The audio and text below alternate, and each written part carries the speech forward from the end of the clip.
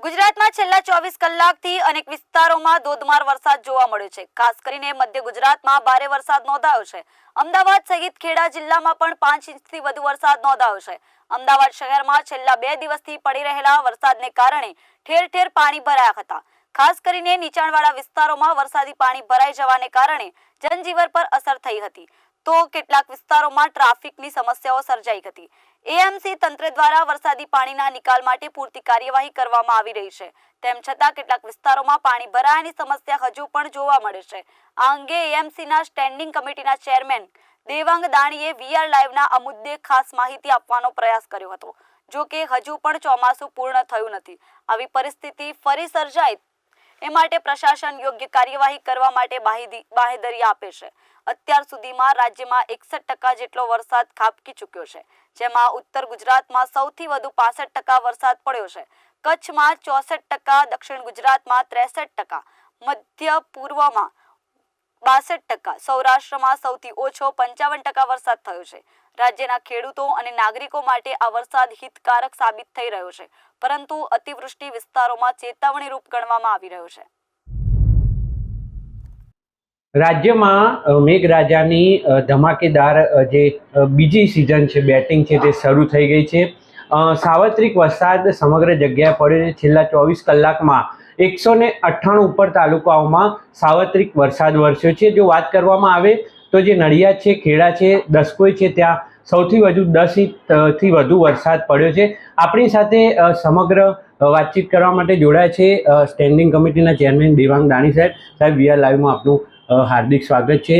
ગઈકાલથી જે રીતે મેઘરાજાએ ધમાકેદાર એન્ટ્રી કરી છે, અમદાવાદના મોટાભાગના જે વિસ્તારો છે ત્યાં પાણી ભરાયા હતા। આપ પણ ખુદ પાલની કંટ્રોલ રૂમની મુલાકાત લીધી હતી, શું કહેશો?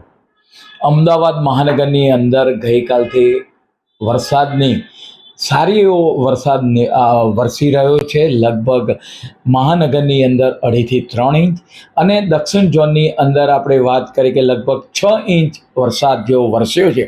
પરિણામે આપણે વાત કરીએ કે મહાનગરમાં વટવા લાંભાની અંદર પાણી લોગિંગની જે સમસ્યા આવી હતી તેને દૂર કરવામાં મોટે ભાગે આવી છે। થોડાક વિસ્તારની અંદર આ પાણી ભરાયેલું છે, જેની અમારી તંત્રની ટીમ, મહાનગરના કર્મચારી, અધિકારીગણ, એન્જિનિયરશ્રીઓ આ પાણીને દૂર કરવા માટેનો પ્રયત્ન કરી રહ્યા છે। તદુપરાંત સમગ્ર અમારા કંટ્રોલ રૂમથી સમગ્ર શહેર પર નજર રાખવામાં આવી રહી છે અને આગામી સમયગાળા દરમિયાન તમામ સ્ટાફને ઓન ફિલ્ડ રહેવાની પણ સૂચના આપવામાં આવી છે કે જેથી વધારે વરસાદ જો પડે તો તરત જ એનો નિકાલ થાય, ઝડપથી નિકાલ થાય। અને એ રીતે જે આપણે વાત કરીએ કે મહાનગરપાલિકાના તમામ અંડરબ્રિજો છે, 19 અંડરબ્રિજ હાલમાં વર્કિંગ કન્ડિશનમાં છે। નોર્મલ ફેઝમાં ટ્રાફિક હાલ જઈ રહ્યો છે। સાહેબ, પ્રી મોન્સૂનની કામગીરીની જ્યારે વાત આવતી હોય, અનેક સવાલો તેને લઈને ઊભા થતા હોય છે। કરોડો રૂપિયાની ગ્રાન્ટ આપણે ફળવાતી હોય, તેમ છતાંય પણ દર ચોમાસાની અંદર વોટર લોગિંગ છે, ભૂવા પડવા, રસ્તા તૂટી જવા, લોકોને હાલાકી પડતી હોય છે। એને લઈને આપનું શું કહેવું છે? સામાન્ય રીતે જ્યારે વધારે વરસાદ પડે 1.5-2 ઇંચ, એ વરસાદ તરત જ એનો નિકાલ થઈ જાય છે, પરંતુ વરસાદની માત્રા ઇન્ટેન્સિટી વધે 5 ઇંચ, 6 ઇંચ, 7 ઇંચ, ત્યારે આ વોટર લોગિંગના ભરાતું હોય છે। પરંતુ એ નજીવા કલાકમાં જેવો વરસાદ બંધ થાય તરત જ આ પાણી 2-3 કલાકની અંદર ઉતરી જાય છે।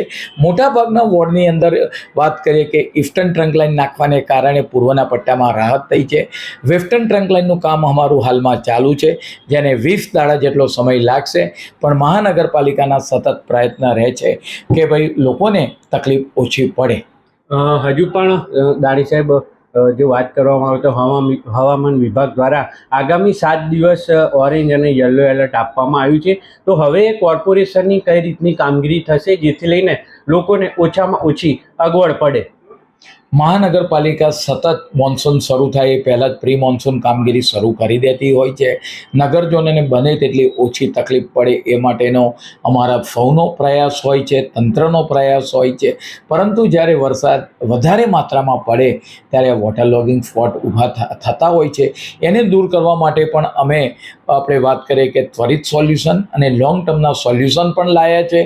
પરંતુ વાત કરીએ કે છેલ્લે આફ્ટર ઓલ કે સ્થાનિકોને તકલીફ ઓછી પડે એ માટેના પ્રયત્ન તંત્ર દ્વારા સતત થઈ રહ્યા છે।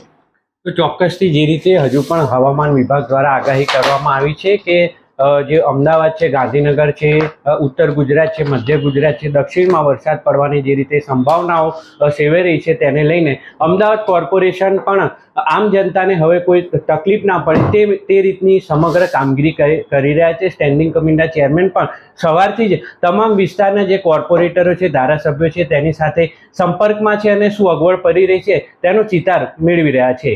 આનંદ બારોટ, વીઆર લાઈવ, અમદાવાદ.